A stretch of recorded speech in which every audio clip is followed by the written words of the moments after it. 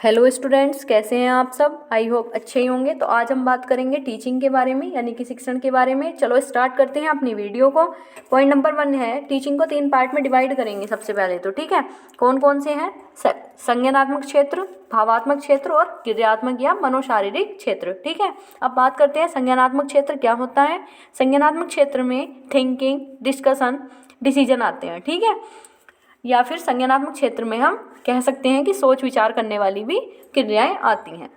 संज्ञानात्मक क्षेत्र में माइंड वाली एक्टिविटीज़ आती हैं। ठीक है, अब बात करेंगे भावात्मक क्षेत्र क्या होता है। Behaviour, attitude, aptitude, values, heart feelings वगैरह जो हैं ये भावात्मक क्षेत्र में आती हैं। ठीक है, इसके बारे में और बात क्या करते हैं हम कि भाव पक्ष भी कहते हैं भावात्मक क्षेत्र को, और इसमें सारी हार्ट वाली एक्टिविटीज़ आएंगी। ठीक है, अब बात करते हैं क्रियात्मक क्षेत्र या फिर मनोशारीरिक क्षेत्र। इसे करना पक्ष भी कहते हैं। फिजिकली एक्टिविटीज़ जो आती हैं वो सारी क्रियात्मक क्षेत्र में आती हैं। ठीक है, अब बात करेंगे हम क्रियात्मक क्षेत्र के बारे में। इसे 2 पार्ट में डिवाइड करते हैं, सूक्ष्म गामक कौशल और स्थूल गामक कौशल। सूक्ष्म से ही पता चल रहा है कि छोटी, यानी कि जब हम छोटी मांसपेशियों का यूज़ करके कोई काम करते हैं, कोई एक्टिविटी करते हैं, तो वो सूक्ष्म गामक कौशल में जाता है। ठीक है, जब हम बड़ी मांसपेशियों का यूज़ करके कोई एक्टिविटी करते हैं तो वो स्थूल गामक कौशल में जाता है। ठीक है, या फिर कह सकते हैं कि सूक्ष्म गामक में वर्क डन बाय फिंगर्स। ठीक है, बुनते हैं, पेंटिंग वगैरह जो करते हैं हम। ठीक है, स्थूल गामक में क्या होता है, वर्क डन बाय मसल्स, यानी कि मसल्स के द्वारा जो वर्क डन किया जाता है। ठीक है, या इसमें क्या क्या आता है, रनिंग वगैरह जो इसमें आती है। ठीक है, जो खेलते वगैरह है। ठीक है, गेम वगैरह।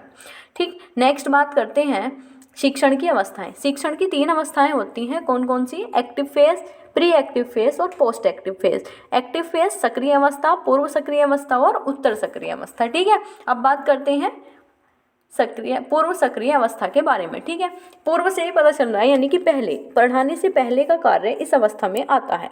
यानी कि जब हम पढ़ाने से पहले कोई काम करेंगे तो वो किस में आएगा? पूर्व सक्रिय अवस्था में आएगा। लक्ष्य एवं इस उद्देश्यों का निर्धारण करो। इसे सिंपल वे में समझो कि जब हम पढ़ाने जा रहे हैं, मान लिया हम किसी क्लास में पढ़ाने जा रहे हैं। ठीक है, हम उस क्लास में जाने से पहले अपना एक लेसन प्लान बनाएंगे। ठीक है, यानी कि हम पहले सोचेंगे कि हाँ मुझे क्या पढ़ाना है। जैसे कि मैंने आपको आज टॉपिक देखा कि हाँ मुझे क्या टॉपिक पढ़ाना है आपको। ठीक है, तो यानी कि जो हम पूर्व सक्रिय अवस्था में काम करते हैं उसमें। ठीक है, सामग्री का चयन करेंगे, पाठ योजना बनाएंगे जो मैंने बताया, शिक्षण साधन का प्रयोग करना, शिक्षण व्यू रचना। ठीक है, इसके बाद सक्रिय अवस्था या शिक्षण अवस्था। इस अवस्था में अध्यापक अपनी योजना के अनुसार पढ़ाएगा, जैसे कि मैं अब आपको पढ़ा रही हूँ। ठीक है, इसमें अध्यापक जो है अपनी योजना के अनुसार पढ़ाएगा, छात्रों के साथ अंतःक्रिया करेगा, निदान करेगा, अधिगम अनुभव देगा बच्चों को। ठीक है, बच्चों के अनुभव के साथ रिलेट करके उसे पढ़ाएगा। ठीक, नेक्स्ट पॉइंट क्या है, बच्चों द्वारा सवाल पूछेगा। ठीक है, स्पष्टीकरण दी जाती है। नेक्स्ट बात करते हैं उत्तर सक्रिय अवस्था या फिर उत्तर शिक्षण अवस्था के बारे में। ये क्या है, अपने ऑब्जेक्टिव को मापता है। ठीक, अब बात करेंगे शिक्षण स्तर की। शिक्षण स्तर को किसने बताया है?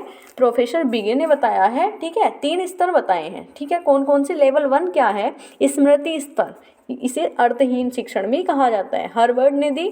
लेवल 2 अवबोधन स्तर, सार्थक शिक्षण कहते हैं इसे, मॉरिसन ने दी थी। और लेवल 3 जो है चिंतन स्तर होता है, अधिक सार्थक शिक्षण कहते हैं। ठीक है, हंट ने दिया था। अब बात करते हैं स्मृति स्तर की। स्मृति से ही पता चल रहा है मेमोराइज करना, यानी कि किसी चीज़ को हम मेमोराइज करेंगे तो वो स्मृति स्तर में आएगी। ठीक है, हार्वर्ड ने दी है।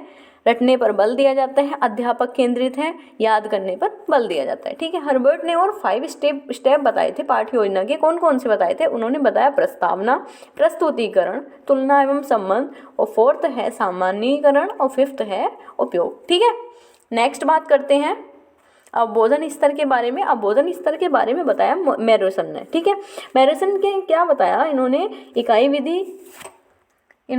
विधि और गेस्टोल्ट के सिद्धांत पर भी काम किया। इन्होंने अवबोधन स्तर में बाल केंद्रित अपागम होता है, समझने पर बल देते हैं। 5 स्टेप ऑफ लेसन प्लान के 5 स्टेप है। कौन कौन से? अनुसंधान, पूर्व ज्ञान का पता लगाओ, प्रस्तुतिकरण, पॉइंट नंबर 3 आत्मसातकरण, यानी कि बार बार पढ़ाना, संगठन, सही समय पर सही प्रयोग करना, पुनरावृत्ति यानी कि रिवीजन कराना। ठीक है, नेक्स्ट और लास्ट पॉइंट क्या है? चिंतन स्तर, यानी कि हंट ने दिया। इन्होंने क्या बताया कि मोस्ट चाइल्ड सेंटर्ड है। ठीक है, मोस्ट चाइल्ड सेंटर्ड है ये। बच्चा सारा काम स्वयं करता है, बच्चा सारा काम स्वयं करेगा। टीचर एक्ट एज फैसिलिटेटर्स, यानी कि टीचर जो है सिर्फ एक सुविधादाता की तरह रहेगा। ठीक है। आलोचनात्मक चिंतन का विकास होता है पीएचडी रिसर्चर्स आदि में जो ये होती है। ठीक है। इसी के साथ हमारी वीडियो कंप्लीट होती है। अगर आपको वीडियो अच्छी लगे तो लाइक शेयर और कमेंट जरूर करें और चैनल को सब्सक्राइब जरूर कर लें। और हाँ, बेल आइकन को प्रेस कर दें जिससे कि मेरी आने वाली सारी वीडियोस की नोटिफिकेशन आप तक पहुंच जाए। इसी के साथ bye bye students, take care, all the best for your upcoming exam.